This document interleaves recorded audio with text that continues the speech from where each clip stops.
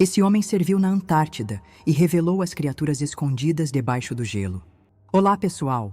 Hoje vamos conhecer a história de um homem que viveu algo que poucas pessoas no mundo podem afirmar ter visto. Ele serviu como militar em uma base americana localizada na Antártida, um dos lugares mais isolados e restritos do planeta. Durante anos, ele permaneceu em silêncio, mas depois que se aposentou, deixou para o filho um conjunto de anotações, documentos e arquivos que até hoje não puderam ser totalmente desmentidos. O que você vai ouvir agora é um relato coerente, detalhado e assustador, que nos leva a questionar o que realmente está escondido sob o gelo eterno do Polo Sul. O nome desse homem era Joe. Ele foi tenente da Marinha norte-americana e esteve lotado na base de McMurdo, a maior instalação de pesquisa dos Estados Unidos na Antártida. O complexo, embora oficialmente dedicado à ciência, sempre teve áreas de acesso restrito e protocolos de segurança que excediam o necessário para a pesquisa científica. Joe fazia parte de uma equipe de apoio logístico e segurança, mas também foi incluído em missões classificadas, conduzidas em áreas onde a maioria das pessoas jamais teve permissão para entrar. Algumas dessas zonas eram completamente proibidas, vigiadas 24 horas por homens armados e com sistemas de comunicação próprios, independentes da base principal. Segundo o próprio Joe, o controle sobre essas regiões era absoluto. Nenhum civil ou cientista comum podia se aproximar. Apenas grupos específicos, com autorização direta do Comando Central dos Estados Unidos, tinham acesso. Não era raro que missões ocorressem sem qualquer registro oficial, com helicópteros voando durante a madrugada e veículos cobertos deixando a base em direção ao interior do continente. Para quem vivia ali, tudo isso era parte da rotina. Mas para Joe, a partir de certo ponto, tornou-se claro que havia algo muito maior em andamento sob a superfície gelada. Durante uma patrulha de rotina, um dos colegas de Joe retornou gravemente ferido. Ele foi levado às pressas para a enfermaria, onde Joe, que tinha formação médica básica, foi chamado para prestar auxílio. Ao ver os ferimentos, ficou atônito. Os cortes em seu corpo não pareciam ter origem animal. Também não indicavam acidente com instrumentos convencionais. Eram precisos demais, quase geométricos. Cortes retos, simétricos, profundos, semelhantes aos feitos por bisturis cirúrgicos. Mais perturbador ainda era o estado psicológico do homem. Em completo pânico, ele balbuciava que havia sido atacado por algo com braços longos e olhos grandes, que se movia rápido demais para ser visto com clareza. A partir desse dia, Joe decidiu investigar discretamente. Começou a conversar com colegas de confiança, sempre com cuidado para não levantar suspeitas. Aos poucos, foi percebendo que aquele não tinha sido um caso isolado. Havia outros relatos semelhantes, envolvendo militares de diferentes nacionalidades. Em um dos episódios, um soldado chileno desapareceu durante uma missão de reconhecimento em um setor restrito. Foi encontrado dias depois, em estado de choque, com feridas muito parecidas com as que Joe havia visto. Oficialmente, tudo era classificado como acidente de campo, e os envolvidos eram transferidos ou dispensados discretamente. Essas coincidências acenderam o alerta. Joe começou a manter registros próprios, anotando detalhes de cada ocorrência suspeita, nomes, datas e comportamentos incomuns. Passou a acessar documentos confidenciais por meio de permissões temporárias que obtinha durante suas missões. Em uma dessas buscas, teve contato com relatórios que mencionavam eventos anormais relacionados à perfuração de gelo profundo na região do Lago Vostok, uma área de acesso limitado, monitorada por múltiplas agências internacionais. O caso do Lago Vostok chamava a atenção por um motivo em especial. Em 2012, uma equipe de cientistas russos conseguiu atingir suas águas subglaciais após anos de perfuração. O lago, que permaneceu isolado por mais de 20 milhões de anos, era uma cápsula do tempo biológica. No entanto, a comunicação com a equipe foi misteriosamente interrompida por 5 dias. Quando retomada, 2 membros da expedição estavam mortos. A explicação oficial foi de hipotermia, mas Joe teve acesso a uma versão completamente diferente do ocorrido. Segundo relatórios internos, não divulgados ao público, a equipe teria encontrado um organismo vivo nas águas profundas. Ele foi catalogado como Organismo 46B, descrito como uma criatura similar a um polvo, mas com 14 tentáculos e uma inteligência anormal. O comportamento da criatura era predatório e estratégico. Atacava silenciosamente, utilizando toxinas paralisantes e um sistema de camuflagem incomum. As mortes teriam ocorrido durante uma tentativa de captura, e o restante da equipe só sobreviveu porque conseguiu se isolar.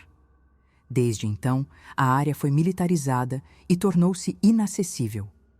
Essa revelação levou Joe a uma segunda missão, ainda mais perturbadora. Foi convocado para fazer parte de uma operação em uma área subterrânea da base McMurdo. O local era utilizado como depósito e contenção de materiais classificados como sensíveis. Joe e sua equipe foram orientados a utilizar armamento pesado e proteção balística total. Desde o início, ficou claro que se tratava de algo fora do comum. Assim que desceram, perceberam que os corredores estavam abandonados, com luzes falhando e um forte odor químico pairando no ar. Havia marcas no teto e nos dutos de ventilação, como se algo tivesse se movido fora do alcance visual. Em uma das seções da instalação, encontraram o corpo de um soldado americano, identificado apenas como Henderson. Estava caído ao lado de uma parede metálica retorcida, com perfurações múltiplas no tórax e pescoço. O mais perturbador era a expressão facial do cadáver, congelada em puro pavor. Nenhum sinal de luta foi encontrado no entorno. O laudo médico posterior foi inconclusivo, mas Joe anotou todos os detalhes em seu diário pessoal, descrevendo aquilo como uma das cenas mais estranhas que já havia presenciado. O silêncio da equipe indicava que não era a primeira vez que algo semelhante ocorria ali. Avançando pelos corredores subterrâneos, o grupo de Joe se deparou com uma sala completamente envidraçada. As divisórias grossas de vidro mostravam sinais de impacto e rachaduras. No interior da sala, estruturas parecidas com incubadoras estavam dispostas em fileiras. Algumas estavam intactas, outras claramente quebradas. Havia um leve ruído intermitente, vindo de um dos painéis laterais. A iluminação oscilava. Nas paredes, etiquetas com códigos alfanuméricos e carimbos de múltiplas nacionalidades. Era um espaço altamente técnico, mas com sinais de abandono e vazamento de energia. Dentro das incubadoras, algumas estavam vazias. Outras, preenchidas com líquidos viscosos e estruturas orgânicas de aparência não identificada. Segundo os papéis localizados na sala de controle, aquelas instalações faziam parte de um programa chamado Synthetos. O nome era desconhecido mesmo entre os militares mais experientes. As folhas indicavam uma cooperação direta entre Estados Unidos, Chile e China. O objetivo do projeto era o desenvolvimento de organismos híbridos, com resistência extrema ao frio e respostas sensoriais ampliadas. O material genético vinha de espécies marinhas como baleias e orcas, combinadas com DNA humano selecionado em laboratórios genéticos de última geração. Essas criaturas, descritas nos documentos, seriam treinadas para reconhecimento, patrulhamento e eventual combate em ambientes hostis. A ideia era criar uma nova geração de entidades biológicas adaptadas ao cenário polar, mais eficazes que drones ou robôs convencionais. Mas o que mais chamou atenção nos relatórios era a observação final. Anomalias comportamentais recorrentes, resistência a comandos, afastamento do padrão de submissão. Era como se os próprios criadores tivessem perdido o controle sobre os seres que haviam projetado. Joe, ao ler aquelas anotações, entendeu que o problema era muito mais grave do que se imaginava. Os documentos deixavam claro que algumas das criaturas haviam escapado da contenção e não foram mais localizadas. Uma observação destacada informava que os sensores térmicos das redondezas captavam movimentações anômalas a grandes profundidades, sugerindo que os seres poderiam ter se adaptado a viver entre as camadas inferiores do gelo. Havia também alertas internos indicando que qualquer nova tentativa de recuperação dessas entidades deveria ser abortada, devido ao risco extremo de exposição. Isso explicava a presença constante de vigilância armada em determinadas zonas e o fechamento definitivo de alguns túneis da instalação subterrânea. Nos meses seguintes, Joe passou a estudar registros históricos relacionados à presença humana na Antártida. Foi então que se deparou com a Operação High Jump, conduzida pelos Estados Unidos em 1947. Liderada pelo almirante Richard Byrd, a missão mobilizou dezenas de navios, aviões e soldados em uma das maiores expedições militares já feitas ao continente gelado. Oficialmente, o objetivo era treinar tropas em clima polar, mas, de forma inexplicável, a missão foi encerrada abruptamente em menos de 2 meses. Entre os registros extraoficiais, constavam relatos de encontros com estruturas subterrâneas e objetos voadores de origem desconhecida que teriam surgido de forma repentina durante os voos de reconhecimento. Joe encontrou ainda documentos traduzidos do alemão, datados da década de 1930, que mencionavam a Nova Suábia, uma suposta base criada pelos nazistas na Antártida durante a Segunda Guerra Mundial. Os relatórios falavam em escavações profundas, instalações técnicas avançadas e testes com tecnologia experimental. Depois da guerra, parte dos oficiais da Alemanha fugiu para a América do Sul, e há registros que indicam que alguns desses grupos mantinham interesse estratégico na região polar. A coincidência entre essas movimentações e o posterior bloqueio internacional da Antártida com o Tratado de 1959 reforçava a suspeita de que havia mais sendo ocultado. Com todos esses dados em mãos, Joe passou os últimos anos de sua vida organizando os registros que havia coletado. Sabia que divulgar aquele conteúdo enquanto estivesse vivo poderia lhe custar a segurança, ou até mesmo a vida.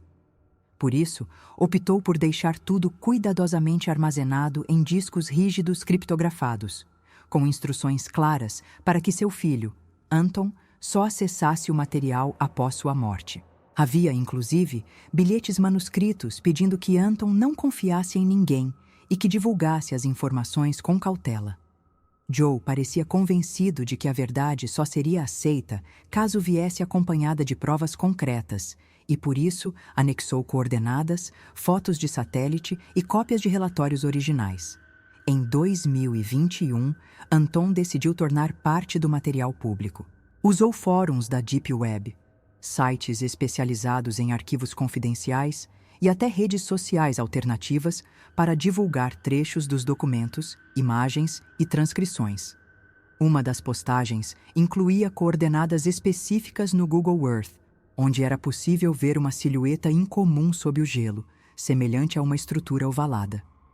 Em menos de 72 horas, a imagem foi substituída por uma cobertura de nuvens artificiais e áreas de baixa resolução. Comentários de outros usuários relataram que situações semelhantes haviam ocorrido com outras tentativas de divulgação relacionadas à Antártida. Logo depois da divulgação, Anton começou a receber mensagens anônimas. Algumas eram ameaças diretas, outras se passavam por conselhos amigáveis para que ele abandonasse o assunto. Em uma ocasião, um carro preto estacionou em frente à sua residência por horas, sem qualquer ocupante visível. Quando tentou registrar a ocorrência, as câmeras de segurança haviam sido misteriosamente desativadas. Dias depois, seu computador foi invadido e parte dos arquivos foi corrompida. A essa altura, Anton compreendeu que estava envolvido em algo muito maior e que seu pai provavelmente sabia das consequências desde o início. Sem acesso completo aos arquivos originais, Anton recorreu a cópias de segurança que Joe havia enviado para um amigo de confiança, um ex-cientista com passagem por agências governamentais. Esse homem, que nunca teve seu nome revelado publicamente, confirmou a veracidade dos documentos e acrescentou detalhes importantes. Segundo ele, os experimentos biológicos não haviam sido encerrados, apenas transferidos para zonas mais profundas. A nova etapa do projeto envolvia testes de camuflagem genética e comunicação neural entre as criaturas e operadores humanos. Ele também revelou que os híbridos mais avançados não possuíam mais traços reconhecíveis de DNA humano visível, mas mantinham a capacidade de imitar expressões e sons para confundir suas vítimas. Apesar do risco, Anton manteve parte do conteúdo disponível online por tempo suficiente para que outras pessoas o acessassem e compartilhassem. Isso gerou uma onda de teorias, vídeos explicativos e reportagens independentes que começaram a levantar questionamentos sobre o verdadeiro propósito das bases internacionais na Antártida. Um grupo de cientistas aposentados publicou uma carta aberta alertando para o silêncio anormal que envolve o continente, especialmente sobre perfurações profundas e zonas de pesquisa que não constam em nenhum tratado. O debate público, no entanto, foi rapidamente abafado por uma enxurrada de desinformação, dificultando qualquer investigação séria. Hoje, a Antártida permanece como um dos territórios mais inacessíveis do planeta. A combinação de clima extremo, tratados políticos e presença militar impede qualquer expedição independente. As estruturas identificadas por satélites são rapidamente cobertas ou distorcidas digitalmente. As poucas pessoas que vivem ali, principalmente em bases científicas, raramente possuem acesso ao que acontece além de suas áreas delimitadas. O mistério permanece, envolto em camadas de gelo e silêncio. Mas os registros de Joe, mesmo fragmentados, continuam circulando em grupos fechados e servem como uma das poucas janelas possíveis para uma verdade que muitos preferem não encarar. Quando conectamos todos os pontos, os relatos das missões classificadas, os cientistas silenciados, os soldados desaparecidos, as anomalias biológicas e os documentos históricos encobertos, surge um retrato perturbador, mas coerente. A Antártida não é apenas uma fronteira natural inóspita. É também, possivelmente, o palco de um experimento que foge à compreensão humana, protegido por uma aliança silenciosa entre nações e mantido longe dos olhos do público por um pacto tão antigo quanto perigoso. A pergunta que resta é: quanto tempo mais esse segredo poderá ser mantido sob o gelo?